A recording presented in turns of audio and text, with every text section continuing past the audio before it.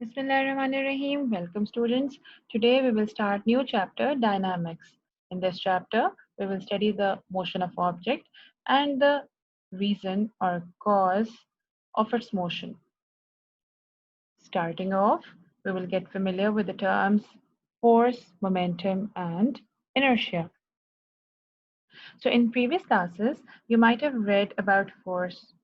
It is push or pull, and all motions are created by force.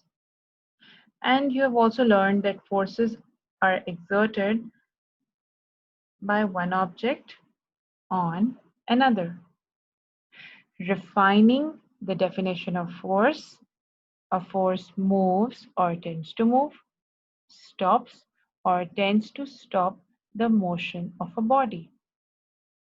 Forces can be seen or felt. For example, you are opening your book using your hand. Your hand is applying force. You are pressing buttons on the keyboard. That is possible because of the force being applied by you. These are visible forces. Now, can you feel forces? Oh, yes. Gravity holding us on Earth. Two magnets coming together. There is gravitational force. There is magnetic force. These are invisible forces which cannot be seen but felt. Let's learn more about force. They are represented by capital letter F. Force is a vector quantity because it requires magnitude as well as direction for its complete specification. You can even draw a force vector. How? By drawing this arrow. The length of the arrow will represent the magnitude of force, and the arrowhead will represent the direction. The unit of force is Newton. So what can a force do? It can change an object's state of rest or motion, an object's shape or size, or an object's direction. For example, a batsman hitting the ball and changing its direction, a man pushing a cart. Why don't we see the pictures and then we can easily assess what a force can do? So this is what force is doing to everything. In the first picture, the player is hitting a ball by applying force on it and changing its direction. In the second picture, the shape and size of dough is being changed by applying force through rolling pin. In the third picture, the person is applying force and changing the state of rest of box into motion. And in the fourth picture, the shape of apple is being changed by applying force through the knife. There are so many forces acting on an object. For example, friction, air resistance, gravity, etc. So how to calculate force? How to know which force is dominant and in which direction? That is why we use net force or resultant force to find the magnitude of force and its direction. So what is net force? It is the sum of all the forces acting on an object. You simply add up all the forces that are acting on an object. You add up gravity, you add up resistance, and then you get the net force, the resultant force. So the net force is a single force. It is an unbalanced force. When two or more forces are acting on an object, the net force results in the object's change in motion or direction. Or more conveniently, when two or more forces are acting on an object, the net force results a change in object's motion or direction. Now let's see this example over here. This is a card and two forces of different magnitude are acting but in same direction. One is 60 Newton, other is 30 Newton. So you have to find the net force. Net force is a single force. You will add these two forces because they are in same direction. 60 plus 30, 90 Newton acting to the right. So this is a single force, which is actually showing the combined effect of these forces on the cart when the cart is moving towards the right. Now this is another card, and two forces are acting of different magnitude and different direction. One is 30 Newton towards right, other is 10 Newton towards left. So what do? Uh, we are going to take the difference, obviously. We know the directions are opposite, but what is it going to be? Is it going to be 10 minus 30 or is it going to be 30 minus 10? Because 30 minus 10 is going to be plus 20, but 10 minus 30 is going to be minus 20. So what is it going to be? For that, you have to you have to know about the x's that you have already done in maths.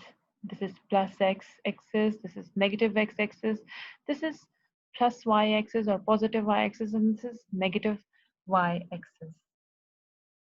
You just follow the signs of this axis and use them with the force vectors. So this is 30 Newton. This 30 Newton is towards positive x-axis, so you will use a positive sign over here. This 10 Newton force is acting towards the negative x-axis side, so you're going to use a minus 10 over here. So 30 minus 10 is going to be 20 Newton. And since this is a dominating force over here, so obviously you're going to subtract this minus 10 from here. So it's going to be 20 Newton to the right. Forces acting on an object can be balanced or unbalanced. Balanced force will cause no change in speed of object. Balanced force acting on an object in opposite direction and equal in magnitude does not cause any change in object's state of rest or motion.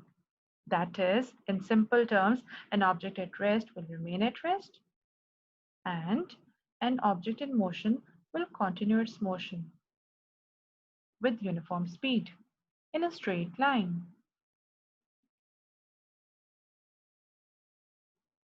So let's see this example over here. Suppose you have to move this piece of furniture. You're applying a force of 25 Newton from this side. Your mom is applying same magnitude of force, that is 25 Newton, but from opposite direction. What will happen? Magnitude is same, direction is opposite, net force is going to be 0. And the result is object is going to stay at rest.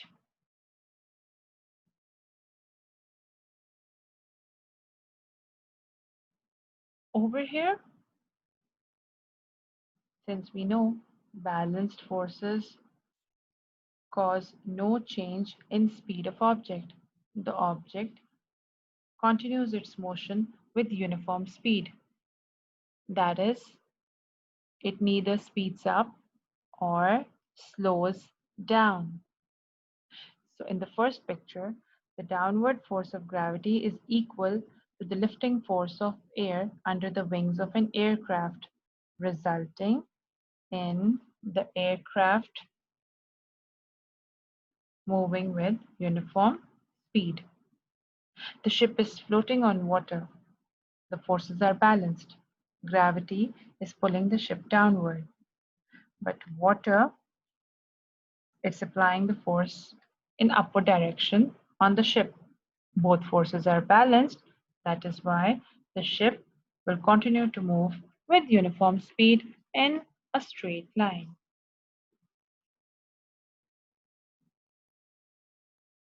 When two unbalanced forces are exerted in opposite or same direction, the state of object changes. If it is at rest, it will start to move. If it is in motion, it will either speed up or slow down. In this first picture, there are two forces acting on the box, 45 Newton towards the right, 20 Newton towards the left. So the net force, if you want to find it out, it's 45 Newton minus 20 Newton. Obviously, you have to keep that plus x and minus x axis in mind for using which sign you have to use for these two values. So it's 45 minus 20, that is going to be 25 Newton. And obviously, it's going, the direction of the force is going to be towards the right. Over here, there are two forces acting with different magnitude but in the same direction. So the resultant force is going to be 65 newtons towards the right. These are some other examples of unbalanced forces. Obviously, the gravity is pulling the metal to the ground. The magnetic attractive force is pulling the metal upwards. You can see it representing by an upward arrow. So the magnetic force is greater than the force of gravity. Therefore, the metal is being lifted up. Similarly, the bird is flying in the air. It's experiencing an air resistance in upward direction, and it is experiencing a weight. Obviously, weight is a force, and it is experiencing it in downward direction. Hence, the variation in flight of the bird is due to the net force because of these unbalanced forces acting on it. So this other topic, inertia, in simple terms, the ability of a body to stay still or moving is inertia. All objects resist change in their state of motion. Inertia makes the moving object continue to move at a constant speed in same direction unless some external force changes the object's motion. And if an object is at rest, it tends to stay in that position. Inertia keeps the body moving in that way, or inertia tries to keep that body in that way. Yeah. Inertia is not a physical quantity. It is an intrinsic property of an object, and it does not have units. In the pictures below, this first picture, the car at rest will remain at rest. Yeah, the inertia of the car, it is going to make sure that the car does not, change its state easily. Similarly, this astronaut in outer space will continue drifting in same direction at same speed indefinitely until an external force is applied on it.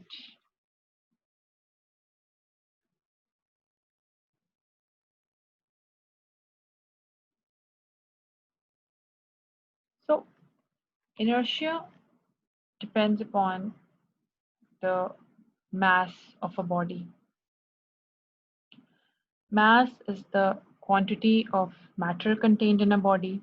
So more matter, large mass, more inertia. Hence, a large mass in motion is hard to stop as they offer large resistance. However, an object with small mass has small inertia. An object with small inertia are much easier to stop as they offer less resistance. So in the picture over here, a train, it has a lot of inertia. The large train resists changing its motion and coming to rest again. Similarly, this cart, this baby carriage, it has less mass and less inertia. It means it will show less resistance in changing its state of motion.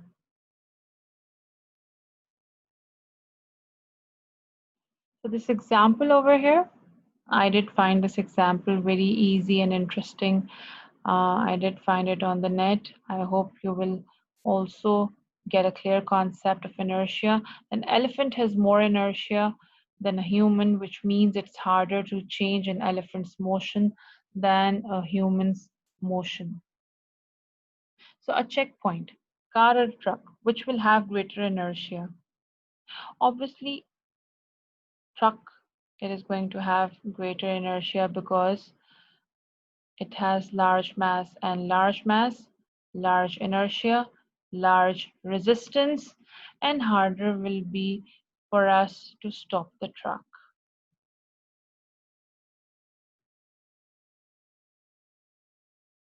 This was the question in your book. What happens to the coin when cardboard is pulled quickly?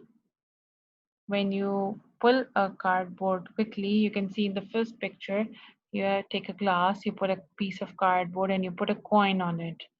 Now you have to see what happens when you quickly move the cardboard. So when you pull the cardboard, the coin falls into the glass. This is because of the inertia of the coin. It maintains its state of rest. It is actually resisting. It doesn't want to change its state of rest. It is actually resisting it, and it will just simply fall into the glass due to gravity. It will not change its state of rest. It will continue its state. Yeah, and it will simply fall into the glass due to gravity. This is a very interesting question. I did find it on the net. Inertia is a very important topic. You will definitely be seeing many questions in your exams as well related to this topic. We do observe inertia in our daily life. This is a very good example which you might have been experiencing in your daily life. That suppose you are moving in a car and suddenly your dad apply applies brakes to the car. So when you are in motion, when a car is moving forward, obviously you are moving forward with the car. Car is in motion, you are in motion. Car is moving forward, it means you are moving forward too. Whenever you are applying brakes, you apply brakes suddenly, car stops, obviously. But since you were in motion, it means that you will try the inertia, your inertia, it will try to maintain its state of motion. And that is why you will feel a jerk. You will just fall forward because of that inertia. Yeah, because of that inertia, you will be falling forward. So next topic is momentum. I do hope that force and inertia, you did get um, what what were the topics, and you might have been going through these topics in previous classes as well. So momentum is the property which is exhibited by objects in motion only. Newton was the scientist who described that mass and velocity are two important factors to know when describing the motion of an object. So mass and velocity, without mass and velocity, you can't explain momentum. So it is represented, just little bit of information about momentum. It is represented by a small letter p, and then the formula for it is p is equal to m into v, because you can't specify momentum without mass and velocity. So its formula is also m into v. M stands for mass and v stands for velocity. It is a vector quantity. Yeah, mass is scalar, but velocity is vector. That is why momentum is a vector quantity. Its unit is kilogram meter per second. This kilogram comes from mass and meter per second comes from velocity. So it's kilogram meter per second or Newton second. This is another unit for momentum. You will be using both of these units on and off. This is an example of momentum. Obviously, a bus, it has some mass and it is moving with some velocity towards the right. So this bus, it has mass and it is moving with some velocity. It means it has momentum. How to calculate momentum? What is the momentum of this moving ball? So this moving ball, the mass of moving ball is 3 kilogram, and if it's, let's suppose it's moving with 2 meter per second, you simply use the data mass is equal to 3 kilogram, velocity 2 meter per second, and you simply use the formula P is equal to m into v and find the values, that is 6 kilogram meter per second. So the question that must be coming in your mind right now is, do objects at rest have momentum? Is it possible that objects at rest have momentum? Let's think about it. Objects at rest. When objects are at rest, it means that they are not moving. And when an object is at rest, its velocity is zero. So obviously the mass can't be zero. Yeah, if I'm sitting right now, and obviously it doesn't mean that if I'm sitting, if I'm at rest, then my mass is also zero. Mm, mass can never be zero. Yeah, velocity is zero. So if my velocity is zero since I'm at rest, or you are sitting in front of the computer, you are in state of rest, so you will put the value of v is equal to zero. So whatever the mass is, it's 60, it's 50. So 50 into 0 or 60 into 0 will be equal to 0. So that is why momentum is going to be 0. So I guess no, yeah. Do objects at rest have momentum? No. Objects at rest do not have momentum. That is why when I started this topic of momentum, I said momentum is the property which is exhibited by objects in motion only. So you can only discuss momentum when objects are moving. You cannot discuss momentum when objects are at rest because their velocity is zero. So momentum is going to be zero.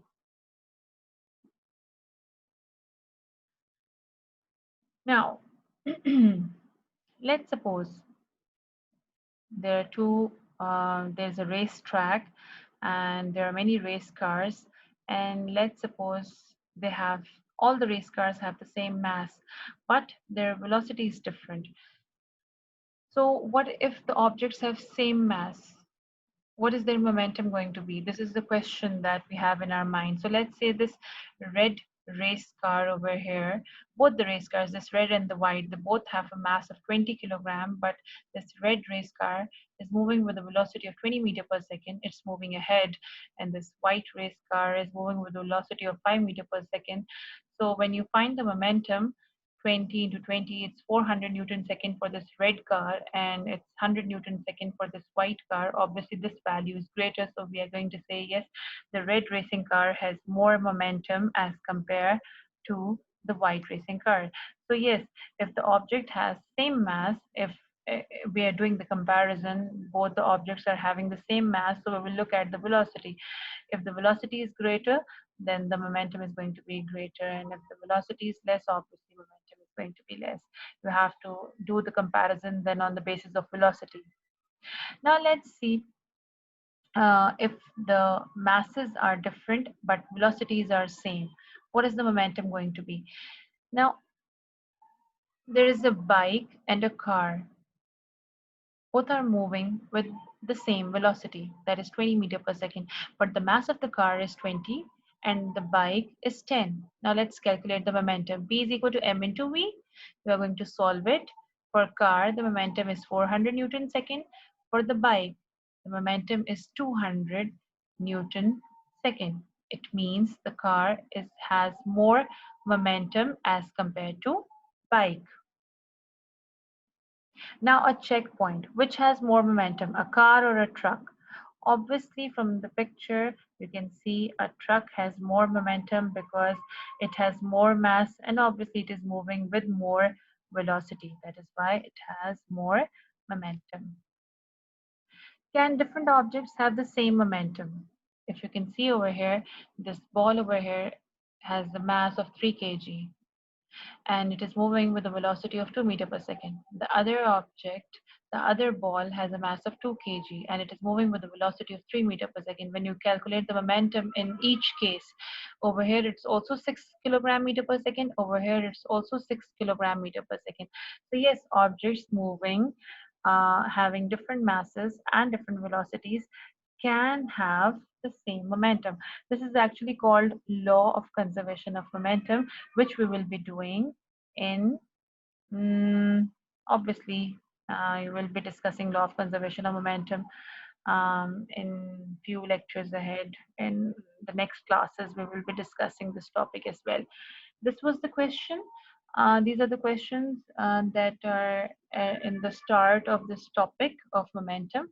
A bullet has a very small inertia, but due to its mass, but why is its impact so strong when it is fired from a gun?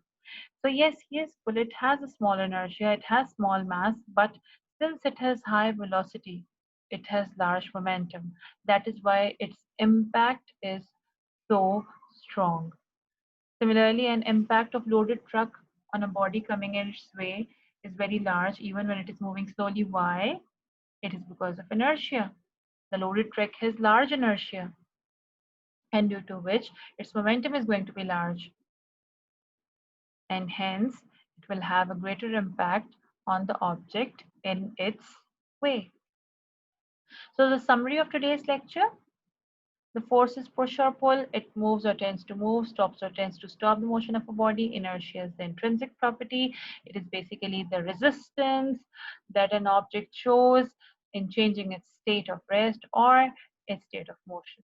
And momentum is is a property which is only possessed by moving objects, and it is the product of mass and velocity. You just have to revise the lecture. This is your home assignment. And if you still have any questions, you can contact me on my WhatsApp number. I hope you got the lecture. Um, but if you still have any queries, you can contact me. Take care. See you in next lecture. Allah Hafiz.